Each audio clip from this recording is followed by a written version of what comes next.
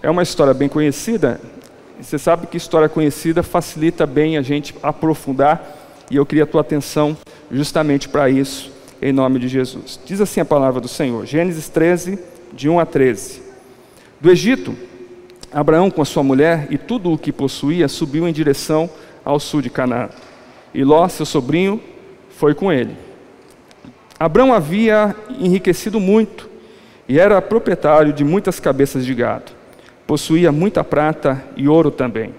Ele partiu do Neguebe rumo à cidade de Betel, indo de um lugar para outro, até que chegou a uma região que fica entre Betel e Ai, onde já havia estabelecido seu acampamento no passado.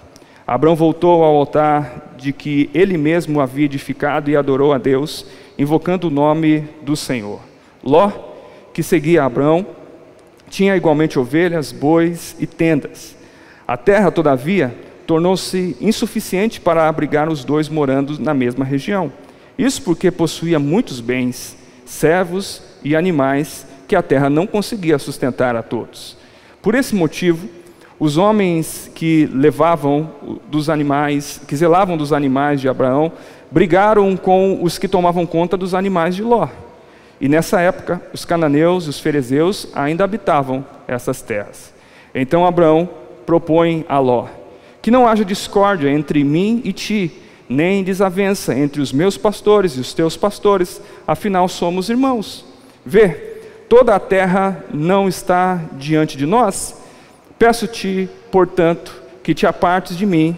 Se tomares a esquerda, irei para a direita. Se tomares a direita, irei para a esquerda. Então Ló ergueu os olhos e observou toda a planície do Jordão, que era toda irrigada, até Zoar. Era como o jardim do Senhor, como as terras férteis do Egito. Isso aconteceu antes de o Senhor destruir Sodoma e Gomorra. Ló escolheu para si todo o vale do Jordão e partiu rumo a leste, assim os dois se separaram. Abraão ficou com a terra de Canaã, porém Ló mudou seu acampamento e todos os seus bens para um lugar próximo a Sodoma, entre as cidades do vale. Ora, as pessoas que viviam em Sodoma eram extremamente malignas e praticavam pecados horríveis contra o Senhor. Deus ministra as nossas vidas nesta hora. Fala aos nossos corações. Nós precisamos da revelação da Tua Palavra. Nós precisamos da autoridade que vem de Ti. Então ministra, fala aos nossos corações nesta hora, em nome do Senhor Jesus. Amém. Amém. Pode sentar, irmãos e irmãs? Relacionamento. Se tem um negócio que é complexo, é o tal de relacionamento, não é verdade? Até porque, às vezes a gente olha o âmbito do outro, mas na verdade a gente precisa olhar o nosso viés. E muitas vezes nós somos muito difíceis de ser agradados, nós somos muito difíceis de lidar com algumas coisas, porque a gente quer sempre que a nossa razão sobreponha a razão do outro. Então, eu não quero que você olhe tudo aquilo que vai ser ministrado pelo outro. Eu queria que você tivesse humildade suficiente de olhar tudo a partir de você, para que o poder de Deus, a transformação do Senhor, esteja sobre a sua vida. Então tem alguns pressupostos que eu preciso levantar antes de que nós entendamos e que nós prossigamos nesse conhecimento. Primeiro, sobre relacionamento e as questões emocionais. Como eu disse para você, nós estamos falando muito sobre isso, tem sido algo bacana do Senhor na escola dominical. Mas quando a gente fala desse tipo de relacionamento e fala das questões emocionais, todo o processo, ou a maior parte das dificuldades que se tem das questões emocionais, elas são oriundas, ou são produzidas a partir do relacionamento. E principalmente do relacionamento familiar. Entende isso? Nós estávamos conversando pela manhã, sabe aquelas situações de que alguém comete um suicídio e a família diz assim: ah, não sei porquê, não deu indício nenhum. Na verdade, todo o cenário, ele é composto por uma história. É que a proximidade às vezes impede as pessoas de perceber todo esse histórico. Mas de fato, tudo vem de algo que é produzido. E nós somos reproduções daquilo que nós aprendemos desde criança, de uma atitude comportamental que nós temos diante de criança. Eu citava pela manhã que se a gente quer resolver algumas coisas, se a gente quer mudar algumas coisas em nós, nós precisamos fazer o caminho oposto, de entender por que nós agimos da forma que agimos ou sentimos da forma que sentimos, porque em algum momento isso foi construído no nosso coração, na nossa vida. Então você que é pai, você que é mãe principalmente, e tem lá os seus filhos pequenos, entenda que o ambiente saudável da casa é fundamental para que os seus filhos tenham menos problemas, menos dificuldades emocionais e psíquicas no futuro. Esse ambiente é muito importante. Que às vezes nós pai, nós mãe, temos a tendência de impor sobre os nossos filhos as nossas mazelas, as nossas predileções. Nós comentamos sobre alguma coisa que é ruim para nós e a gente impõe isso para os nossos filhos, mas na verdade nós precisamos ter uma noção muito clara a esse respeito. Então, todo o processo relacional identifica-se na nossa emoção, identifica-se na nossa forma de agir. Então nós precisamos ter um cuidado muito grande em relação a isso.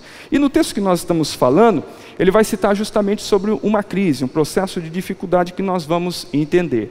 E eu falei no início do culto que Abraão, desde que ele é chamado lá no capítulo 12, há um rabino que diz que ele começa a identificar-se numa jornada. E a bênção que ele recebe, e lembra que a bênção sempre está atrelada a um aspecto familiar na vida de Abraão, porque Deus promete nações, mas Deus promete nações a partir de famílias, que eles seriam abençoados a partir da sua família, e sua família abençoaria outras famílias, mas todo esse processo é constituído a partir de uma jornada. Eu não sei se você já fez uma jornada. Jornada não é apenas uma viagem, é uma viagem longa e com algumas dificuldades, por isso se dá esse nome. E dentro de um processo de jornada, a gente vai enfrentando diversas situações. E para Abraão, isso é constituído nele um relacionamento com Deus. Porque lembra que Abraão é chamado mais ou menos com 75 anos de idade. Quem tem 75? Ah, não, brincadeira, não precisa levantar a mão não. Ninguém precisa mostrar a idade que tem. Mas você imagina alguém ser chamado para uma jornada a partir dos 75 anos de idade? É isso que aconteceu. E com 75 anos de idade, você há de convir comigo que já tem uma história, já tem uma experiência. E no caso de Abraão, uma história longe da presença de Deus. Ele devia ter os seus prediletismos, ele tinha, como era um contexto cultural e religioso, ter os seus deuses, e agora ele é chamado para ter um Deus único. Então era um desafio. Eu estou dizendo isso porque isso humaniza mais Abraão e aproxima de nós, porque às vezes para nós a nossa ação, a nossa tendência nos leva a imaginar a perfeição, e os personagens bíblicos não são perfeitos, glória a Deus por isso, devemos aplaudir de pé, porque os personagens bíblicos não são perfeitos e nós também não. Então quando a gente começa a desenvolver um aspecto familiar, ele não parte da perfeição, e ele não parte de uma família constituída tudo certinho. Nesse caso de Abraão, parte de uma família que já teve o seu passado, já teve as suas dificuldades. E eu acredito que a maior parte de nós também já viveu um ambiente familiar, traz para hoje um ambiente familiar já com um histórico. Mas a partir de que Abraão agora assume um posicionamento com Deus, a sua vida agora é transformada e parte para essa jornada de bênção. Então eu estou dizendo para isso, para você, porque eu não queria que você ficasse lamentando agora as coisas do passado, mas eu queria que você projetasse a partir desse momento em que você estabelece uma jornada com Deus. No passado você tem um monte de desculpa, um monte de informação, um monte de justificativas plausíveis, mas na verdade quando nós nos apegamos a isso, talvez a gente limite a ação de Deus para nós. Mas quando eu estabeleço agora um novo ponto de partida, então eu vou crescer naquilo que Deus tem para a minha vida. Então faz isso por favor, estabelece de agora em diante, estabelece agora o processo de ação de Deus na tua vida familiar, relacional a partir de agora. Deixa o passado um pouquinho de lado agora e estabelece esse propósito na presença de Deus, porque Abraão se torna um homem de sucesso, se torna um homem de sucesso familiar, mas mesmo assim ele tem os seus problemas, mesmo assim a Bíblia aponta as suas dificuldades, mas ele vai tendo sucesso por aquilo que Deus projeta à sua frente, por aquilo que Deus coloca no seu coração. Pois bem, mas no texto que nós lemos, Abraão não está sozinho. Além de Sarai, sua esposa, ele também está com Ló. Alguns vão dizer, e talvez aí com uma certa coerência, de que Abraão não devia ter levado Ló consigo. O texto lá em Gênesis capítulo 12 diz: sai da tua parentela, sai da tua terra, sai da tua parentela, mas quando ele sai, ele leva Ló. Porque Abraão tinha tanta necessidade de ter um filho, e principalmente naquele contexto patriarcal, era tão importante ter um filho, que ele visualizou em Ló esse relacionamento. Então ele não é apenas um sobrinho de Abraão. Ló aqui está sendo assumido como um filho. E nesse fato de assumir como filho, ele pensa num sucessor, ele pensa num herdeiro. Hoje, quando nós falamos essa palavra em herdeiro, nós imaginamos muitos bens, né, que vão sendo deixados para os filhos. Mas no contexto bíblico, no contexto aqui de Abraão principalmente, tem a relação mais profunda do que isso. Tem uma questão de legado, tem uma questão de ir adiante a história.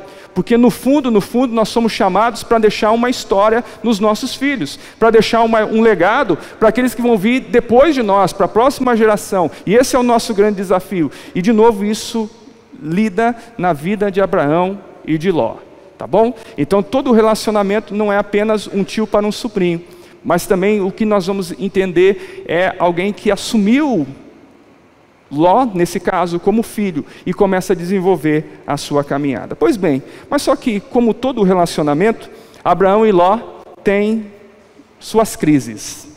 E eu digo sempre que o mais importante não é como a gente celebra a festa de aniversário, não é como a gente celebra o casamento, não é como a gente celebra as datas comemorativas, o Dia das Mães, o Dia dos Pais, o Natal, não é, inclusive, como se celebra os ofícios fúnebres, né, porque tem isso também, mas o mais importante é como que a gente lida com as nossas crises, porque muitas vezes no nosso contexto familiar, as festas escondem um pouco os ressentimentos, as dores, mas para nós, principalmente nós que temos a Cristo no coração, é entender como que a fé e como que esses relacionamentos vão se sustentando em meio às crises. E só para que a gente tenha uma clareza, deixa eu fazer uma pergunta talvez um pouquinho chata para você. Como que você lidou com a tua última crise? Crise pessoal, mas principalmente crise relacional. Como que você lidou com isso? Porque você sabe que tem pessoas que olham para você e acham que você não tem problema? Até porque você externamente tenta transparecer isso. Para fora você tenta ter uma postura, ter uma ação, ter um sorriso, porque você precisa lidar com isso. Mas no coração, as questões internas, só dentro da nossa casa, e só Deus que sabe.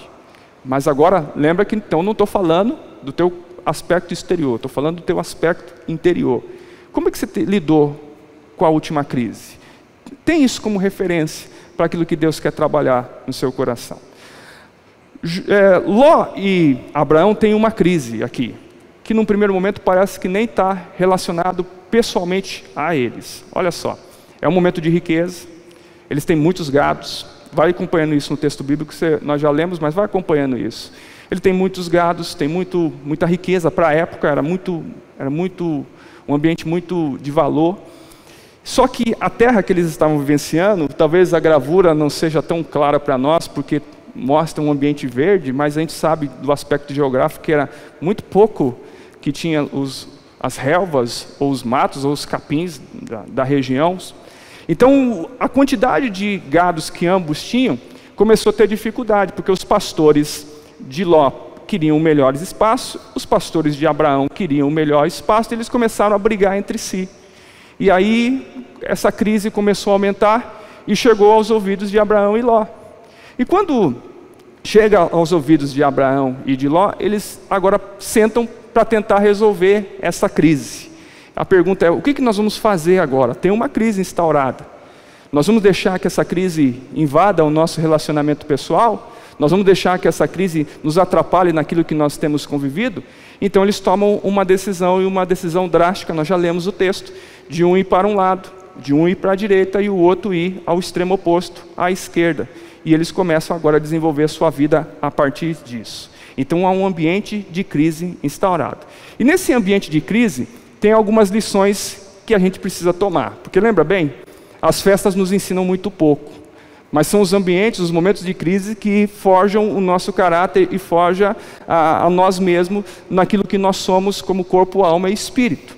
Então tem pelo menos 5 lições nesse texto que eu queria mostrar para vocês, para que a gente pudesse aprofundar. E a primeira delas a primeira lição é que as questões financeiras, a nossa condição financeira, ela não é determinante num sucesso de relacionamento, familiar. Não é. Porque lembra que eu disse, e nós lemos, eles estavam nessa época, no capítulo 13, eles estavam pobres ou estavam ricos? Eles estavam ricos. Mas se você voltar um pouquinho no capítulo 12, lá no meio do capítulo 12, depois que é o chamado, a segunda perícope aí, a segunda subdivisão, o subtítulo, eles estão no Egito. E se você olhar, deixa eu até ler o texto certinho para você, lá no versículo 10, diz que sobre o Egito, o lugar que eles estavam, diz que veio uma grande seca e uma grande fome. Então, só de um capítulo para outro, eles mudam inclusive os fatores financeiros da sua vida. Mas o engraçado, se é que tem graça nisso, é que eles vão ter a crise, eles vão pensar em separação, eles vão pensar em cisão no momento de riqueza, não no momento de flagelo. No nosso imaginário, a gente pensa sempre que alguém que está abastado tem uma condição melhor. O tal da grama do vizinho sempre está mais verde do que a nossa. Mas perceba aqui que nesse momento de riqueza é que o grande flagelo aparece. E eu vou tentar colocar algumas coisas para vocês aqui, de cunho pessoal, mas com respaldo bíblico. Eu entendo que Deus às vezes não nos prospera, não prospera algumas pessoas, por causa da incapacidade que tem de lidar com riqueza. Porque talvez se for rico, a soberba seja tamanha, que ele vai se esquecer de Deus, vai se esquecer da família, vai se esquecer de um relacionamento mais íntimo. E eu estou falando isso porque eu me fiz essa pergunta hoje à tarde. E se eu recebesse uma quantidade de dinheiro bem alta, será que eu ainda seria pastor? Ou sairia viajando o mundo, conhecendo os lugares paradisíacos? Não que eu não possa fazer isso, mas será que eu não abandonaria tudo o que eu sou e o que eu tenho para fazer isso? Se eu abandonaria, e Deus sabe se sim ou se não, então eu nunca vou ter riqueza financeira, porque eu peço que o Senhor faça o que é melhor para mim, eu oro assim. Então eu começo a lidar a minha vida debaixo desse parâmetro. Da mesma forma que eu creio que Deus às vezes quebra o nosso nariz, nos joga ao chão, porque muitas vezes nós pedimos, Senhor, me dá um carro para que eu possa ir à igreja. Mas aí a gente começa a usar todas as nossas riquezas para uma questão própria e não para aquilo que nós pedimos. Entende isso? Também como um aspecto financeiro, é que a gente tem um imaginário tão grande que as questões financeiras vão resolver os nossos problemas. Por que a gente faz? Principalmente os mais velhos. A gente trabalha mais um pouco ainda, para tentar, supostamente, suprir as necessidades dos nossos filhos. Sabe quando você vai conseguir suprir as necessidades dos seus filhos? Nunca. Porque muitas vezes a gente tem lembra que eu falo isso? Às vezes no anseio de dar para os nossos filhos aquilo que a gente não teve, a gente esquece de dar aquilo que a gente teve. E aí, nós olhamos para os nossos filhos e ficamos indignados, porque eles não são agradecidos por aquilo que têm, como se a culpa fosse deles. Nós não ensinamos isso, nós não trabalhamos isso no coração deles. Então eles não sabem a dimensão de valores, para eles cai do céu. Qual nós de pai que não ouviu um dia que falou para o filho, filho, eu não tenho dinheiro hoje. Ele diz assim, mas você não tem um cartão? Bota lá o cartão naquele buraco lá no banco e vai te dar dinheiro. Como se o banco desse dinheiro para nós. E a gente não tem a habilidade de ensinar tudo isso. Então a gente fica trabalhando. Não que você não possa fazer isso, não que seja digno. Mas muitas vezes a gente lida com essas coisas e esquece de dar o mais importante. Então provavelmente os nossos filhos têm o celular, têm uma boa roupa, têm uma boa escola, come muito bem, come exageradamente, come muita besteira, mas às vezes não tem a presença do pai, da mãe próximo. E quando acontece alguma coisa de ordem psicoemocional, a gente diz, eu não entendo por que meu filho fez isso, tinha tudo em casa, tinha tudo que não era necessário, menos aquilo que é necessário. Eu desejo para você que você seja rico, abastado, mas que você nunca esqueça daquilo que é fundamental. Esse é o ideal da nossa caminhada. Não esqueça do cuidado, do amor com os filhos. Não esqueça de onde vem a tua riqueza, de onde vem todo o processo da tua vida. Senão nós vamos cair nessa grande armadilha. Quando passamos por dificuldade, está lá toda a família abraçadinha, vencendo todas as crises, mas quando vem o momento de abastamento, tem essa palavra, existe isso? Mas quando vem o momento de riqueza, a gente se afasta, porque agora eu tenho que usufruir disso, agora eu tenho que lidar com isso, eu tenho que aproveitar tudo aquilo que me foi dado. Então a riqueza, o aspecto financeiro não é o que vai resolver. Se você está esperando as questões financeiras para resolver a tua vida, você está equivocado. Se você está esperando para sonhar, quando você tiver recurso, você está equivocado. Os teus sonhos, Deus vai lhe abençoando, Deus vai lhe produzindo, Deus vai lhe agraciando, e constantemente Ele vai agindo no nosso coração. Está absorvida aí a primeira lição? Porque nós precisamos passar para a segunda. E na segunda lição, é uma questão em relação ao tempo, né? Já viu ampulheta? E a gente sempre diz o seguinte: o tempo é o melhor remédio para as coisas. Você já viu alguém falar sobre isso? Mas eu estou aqui para dizer para você o oposto. O tempo não é o melhor remédio para a crise. Pensa bem, no capítulo 12, eles estão lá no Egito, e lá no Egito tem fome, seca e escassez. Tá certo? Agora no capítulo 13, Abraão e Ló estão em outro ambiente, num ambiente mais próximo daquilo que Deus estabeleceu para eles, e eles começam agora a produzir, e tem muitos gados, uma quantidade muito grande, a ponto de dar problema. Eu não sei se alguém aqui, eu sei que tem alguns, que são criadores de gado, mesmo o gado miúdo, a ovelha, mesmo quem não é criador, sabe como as coisas acontecem. Eu também sou criador de gado, miúdo, ovelhas, a gente lida com isso. E nenhum crescimento é do dia para o outro, correto? Você não pegar, vou comprar uma ovelhinha hoje, daí compro uma ovelhinha macho, uma ovelhinha fêmea, e daí amanhã eu chego, tem centenas. Não funciona assim. Ou seja, é um crescimento. Então, dado o dia, Abraão e Ló olham, vão lá para o campo e vão conversar com seus pastores. Eles ficam assustados. Meu Deus, da onde apareceu tantas ovelhas? É óbvio que não. Eles perceberam que dia após dia o negócio estava crescendo. Só que o problema estava ali, mas os olhos às vezes estão tapados para enxergar aquilo que é o óbvio. Então você percebe que não é uma coisa de brasileiro, mas desde Abraão tinha um negócio de procrastinar, de deixar para depois, popularmente dito, empurrar com a barriga, como se algum tempo as coisas fossem se resolver por si só. E vamos falar a verdade, nós somos craques em deixar para depois aquilo que precisa ser resolvido hoje. E a gente olha o tempo como uma coisa favorável. Mas eu gostei dessa imagem, porque esse é o tempo que é desfavorável a nós. As coisas vão passando e o tempo vai se acabando. Então um pedido de desculpa, um pedido de perdão, ele não deve ser deixado para depois. Ele precisa ser feito o quanto antes. Algumas correções na tua vida precisam ser feitas agora, porque talvez você não tenha energia suficiente para isso em outro tempo. Algumas coisas que precisam ser tratadas na tua vida, no teu filho, você não adianta esperar ele crescer. Não adianta esperar ele amadurecer se você não ensina agora.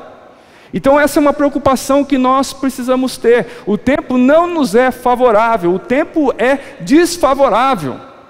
E às vezes a gente assusta com coisas que a gente já devia ter resolvido há muito tempo. E como pastor, como seria bom se a gente conseguisse ajudar as pessoas no momento inicial de crise. Mas geralmente as pessoas vêm até nós quando a crise está para estourar.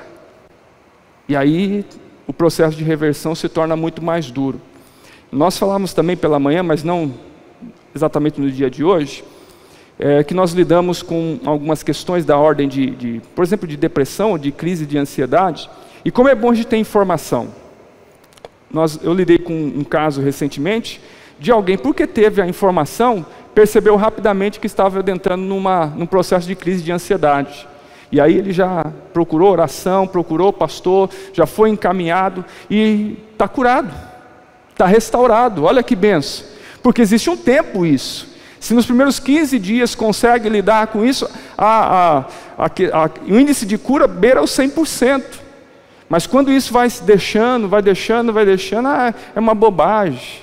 Não, isso é uma coisinha, só uma tristeza passageira, e vou deixando. Chega um momento que daí vai ter que fazer uso de medicamento, vai ter que fazer uso de coisas mais fortes. Porque muitas vezes a gente deixa para resolver problemas depois. Nosso Deus não é um Deus de procrastinação. Ele não nos ensina isso. Ele nos ensina a perdoar, a restaurar, a fazer as coisas que são corretas hoje. Eu sei que os mais velhos olham para trás e percebem em algum momento que fez isso, e que se pudesse voltar no tempo, talvez seria maravilhoso, para que pudesse dar andamento em algumas coisas na sua própria vida, mas não é possível mais. Mas principalmente a vocês que são mais novos, é um detalhe que precisa ficar marcado no seu coração. Não deixa para depois consertar a tua vida. Não deixa para depois a colocar a tua vida na presença do Senhor, a restaurar o seu relacionamento. Trabalhe isso hoje, para que a presença do Senhor seja sobre a sua vida. Aprenda a resolver os seus problemas, as suas crises rapidamente. Tem uma historinha, eu acho que vai dar tempo de contar.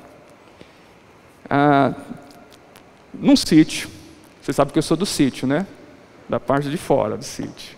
No sítio, tinha lá era bem numa região de Rondônia aqui, e tinha lá uma criação de galinha. Um dia, um menino daqueles sapecas encontrou um ovo de jacaré.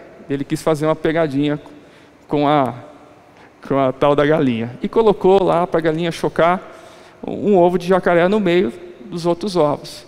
E a galinha olhou aquilo diferente, e ela pensou, a galinha não pensa, mas ela olhou e menosprezou aquilo, e começou a chocar tanto dos seus ovos, como o ovozinho de jacaré. Passado-se o tempo, nasceu a ninhada, aquele monte de pintinho, e o bebezinho jacaré. A galinha olhou para aquele jacarezinho, achou tão bonitinho, ele é meio diferente, meio esverdeado, mas é mãe, né?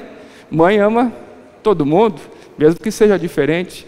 E ela começou a criar aquele jacaré como se fosse mais um dos seus pintinhos. Eu preciso terminar a história? É bom, né? É bom, que às vezes fica.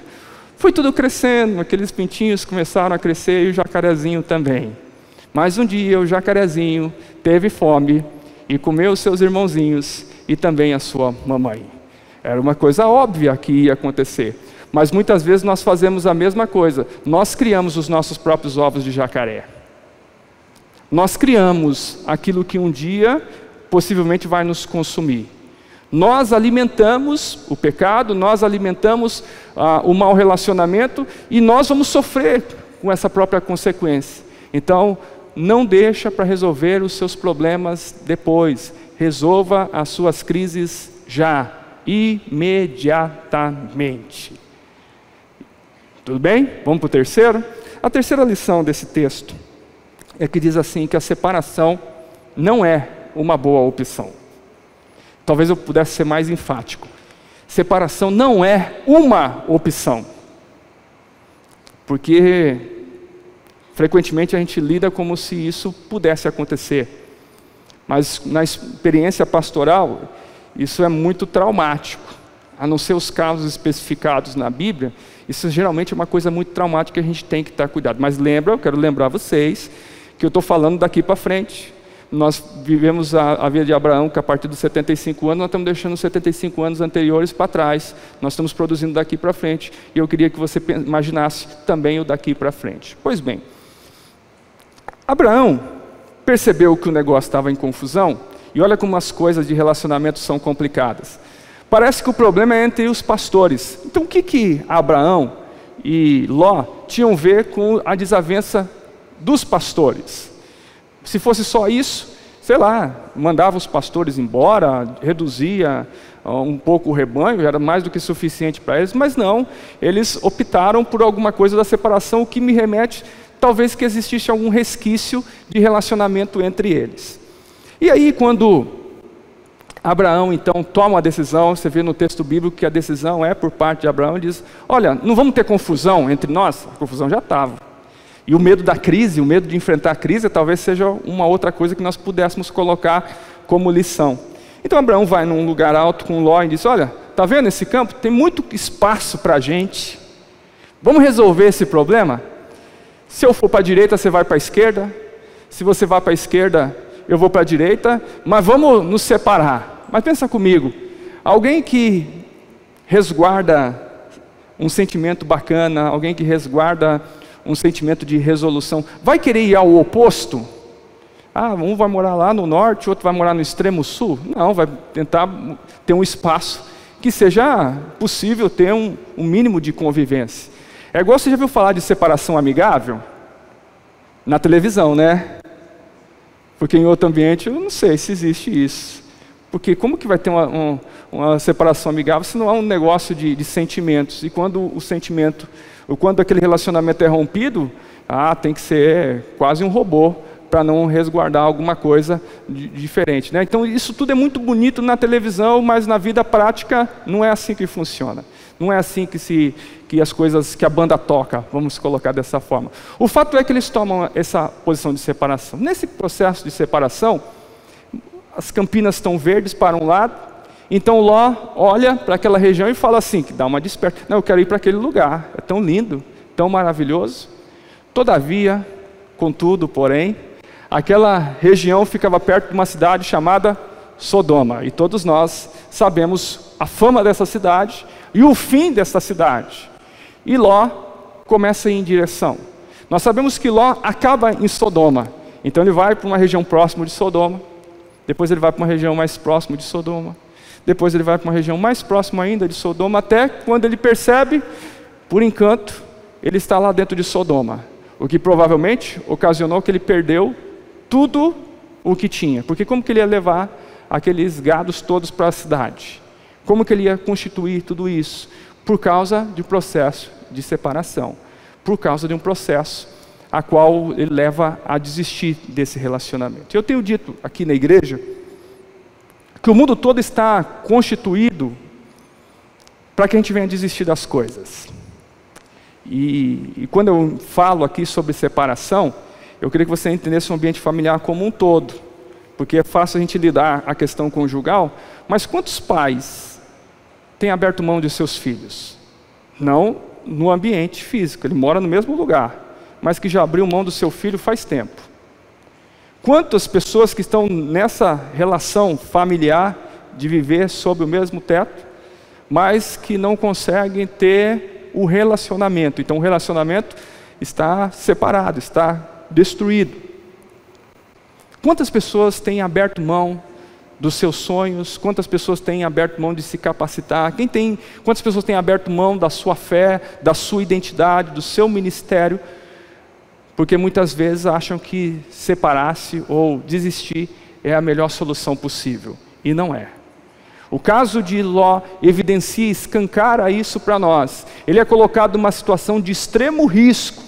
Ele é colocado numa condição de perder a sua vida por causa de uma decisão equivocada, por causa de algo que nós assumimos e que não seria o propósito de Deus para nós. Eu falei que a gente não ia voltar para o passado, mas vamos voltar só um pouquinho, só para ser referência. O que você desistiu em 2019? Do que você desistiu em 2019? E do que você precisa ser restaurado em 2020? Do que você precisa fincar o pé e dizer: eu vou enfrentar todas as crises possíveis, necessárias, mas eu vou vencer. A vitória não está por aqueles que desistem. A vitória está naqueles que estão em crise, mas decidiram vencer e enfrentar todas as dificuldades. E eu não quero minimizar de forma alguma as tuas dificuldades, elas são muito particulares. Por mais que você conte alguma coisa para mim, eu não tenho a condição de entender todos os seus sentimentos e o quanto isso marca o teu coração, a tua mente. Mas embasado na palavra do Senhor, eu sei e posso afirmar que Deus restaura todo e qualquer tipo de relacionamento. Deus salva, Deus produz em nós algo que vale a pena existir, algo que vale a pena constituir na presença do Senhor. Para que os nossos filhos não sejam marcados nas suas emoções, nas suas psiques, alguma coisa que vai ser completamente danosa à sua vida por aquilo que vivenciou. Tem muito adolescente e jovem, eu sei que isso passa, mas que afirma que não quer casar. Por que você acha disso? Se era o sonho de todas as jovens entrar. Ontem eu vi uma coisa assim, né? De repente fica um negócio assim, não, tá, mais um. Daqui a pouco começa a sentir o peso da coisa, e eu via outras pessoas assim meio marejado, meio preocupado, assim, entendendo o momento, entendendo o peso do momento. Isso é bom, isso é positivo. Mas por que algum ainda tenta dizer que não vai assumir compromisso ou responsabilidade? Porque muitas vezes não encontrou a segurança naquilo que vivenciou. Porque uma coisa é eu falar, filho, faça isso. A outra coisa é ele responder em conformidade, ele ver para mim ou ver para a mãe dele como tem que agir. Se eu não demonstrar afeto e carinho para minha esposa, meus filhos não vão saber reproduzir esse afeto e esse carinho nas esposas deles. E tudo isso marca o coração e marca a mente. Vamos lá? Temos 3 lições, vamos para a 4ª lição? A 4ª lição, acho que esse menino não vai fazer boa coisa. As nossas escolhas não dizem respeito a exclusivamente nós. Você percebe que o não ali está um pouquinho diferente? Eu pensei a princípio trabalhar na questão do oposto, né? Daquilo que precisava ser desmistificado. É que muitas vezes nós temos essa afirmação, não, as decisões da minha vida só cabem a mim mesmo. Desculpe a expressão, mas isso é uma grande tolice.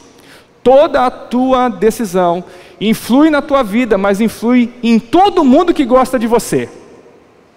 Uns mais, outros menos, mas influi em todo mundo. Qualquer decisão, qualquer acontecimento na minha vida vai influenciar a minha família. Qualquer ação em cima dos meus filhos vai influenciar na minha vida. Isso é nítido, é notório. E nós precisamos ter essa clareza no nosso coração. E parece que de novo esse menino não vai fazer uma boa coisa. Eu não sei se você está tendo a claridade, mas a decisão dele é descer de skate até lá. Eu não sei se ele vai chegar até lá. Fica aí no nosso imaginário. Mas o interessante, quando nós refletimos no texto, é que Abraão, apesar de ter a iniciativa da cisão, da separação, sabe o que ele faz? Ele deixa para Ló escolher para onde ele vai. E Ló, ainda na jovicidade, ainda na falta de experiência, ele olha de forma superficial. E no superficial, a terra naquela direção estava muito bem gramada, teria muita comida. E ele deixou de entender o óbvio, que aquela região era próximo de Sodoma e isso podia influenciar grandemente a sua vida. E ele sofre por causa de uma decisão errada. Você já viu seu filho sofrer por uma decisão errada que ele tomou? Eu acho que não, porque às vezes a gente não quer deixar os nossos filhos sofrendo as consequências dos nossos atos. Uma vez eu fiz uma coisa muito dura com o Rick, muito dura. Pequenininho, curioso, ele queria mexer na tomada. E aí eu dizia, não mexe. E ele ia para a tomada. Eu cheguei a colocar aquelas tampões, sabe? Ele foi lá e arrancou o tampão da tomada. Colei uma fita, ele foi lá, com o dedinho, foi até que arrancou. Um dia eu falei assim comigo mesmo, eu vou deixar esse menino colocar o dedo na tomada. Ele pôs o dedo na tomada. Nunca mais ele fez isso. Às vezes precisa passar por isso. Às vezes a gente precisa passar por isso. Às vezes a gente precisa, num risco calculado, fazer com que os nossos filhos sofram alguma coisa, as consequências dos seus atos. Mas de fato, aquilo que é realmente fundamental, a gente não pode outorgar, a gente não pode deixar outro tomar a decisão no nosso lugar. Ló tomou a decisão equivocada porque Abraão não tomou a decisão correta, ou se eximiu de tomar a decisão que era plausível para ele. Então ele deixa, de forma inconsequente, que Ló sofra exageradamente dentro desse processo. E nós pais, muitas vezes nós fazemos isso. Porque a questão de decisão, ela está atrelada a uma palavrinha muito importante, que é a autoridade. E autoridade, às vezes a gente confunde autoridade com autoritarismo. Sabe qual que é a diferença sutil entre as duas palavras? Que no autoritarismo eu quero impor às pessoas fazerem alguma coisa, mas elas não me vê fazer. Então eu digo, porque senão você vai ser demitido, porque senão você vai apanhar, porque senão você vai deixar de fazer alguma coisa. Isso é autoritarismo. A autoridade não. É quando por aquilo que eu faço, por aquilo que eu vivo, por aquilo que eu conheço, pela experiência que eu tenho condição de dizer o que é melhor fazer. E muitas vezes nos falta autoridade, porque os nossos filhos nos conhecem. Como eu vou dizer para o meu filho que não pode mentir, se ele me vê mentindo? Como eu vou dizer para o meu filho que ele tem que ser honesto, se ele não me ver com honestidade? Como eu vou dizer, filho, vai para a igreja, se ele não vê prazer em mim estar na igreja? Como eu vou dizer, meu filho, você tem que orar, se ele não me ver orando? Como eu vou dizer, meu filho, leia a Bíblia, se ele não me vê com essa disposição? Então nós precisamos entender que essa autoridade é muito importante, porque quando aquele que tem a condição de fazer a decisão, tem a experiência, tem a informação, tem até mesmo a autoridade, não faz a decisão correta, quem não tem a capacidade de fazer a decisão, toma a decisão, e frequentemente essa decisão é equivocada. E nós estamos vivendo num tempo que a gente quer atribuir, deixar os nossos filhos escolherem. Eu acho até que nós precisamos ensinar os filhos a fazerem escolhas, mas a responsabilidade é sempre nossa, como pai, como mãe. E são responsabilidades que a gente não pode outorgar à escola, que a gente não pode outorgar inclusive à igreja, porque a responsabilidade de formação moral é do pai, da mãe, não é da escola. E a responsabilidade de formação espiritual, por mais que a igreja possa lidar com isso, possa ajudar nesse processo, é sempre do pai e da mãe. A gente não pode nos eximir dessa responsabilidade, mas muitas vezes a gente não consegue levar adiante. Então essa é uma lição que a gente precisa aprender. Vamos para a última lição?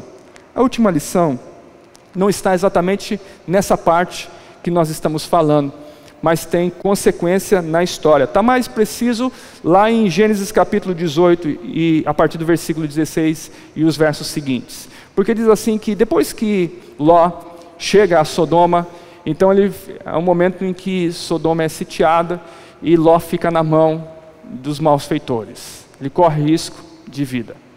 E Abraão segue o seu caminho, e parece que ele começa agora a seguir o seu caminho de forma abençoada. Mas quando ele recebe a informação da situação de Sodoma, Abraão fica entristecido. Ele não podia seguir, ele não podia continuar a caminhada dessa forma. Então ele se lembra de Deus, ele se volta a Deus e pede, e tem aquele discurso, tem aquela conversa: Deus, se tiver 10 lá, pessoas justas naquele lugar, tu não destruiria? Se tiver pessoas ali, e parece que sequer tem 10 pessoas justas em Sodoma, e Deus está a ponto de destruir aquela cidade. Tamanho é o seu pecado, tamanho é a situação que está envolvendo naquele lugar. Então deixa eu fazer essa afirmação que está descrito aí.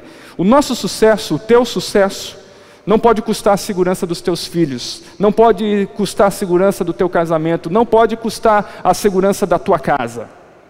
E quando eu falo de segurança, é óbvio que eu estou falando nas questões emocionais e relacionais.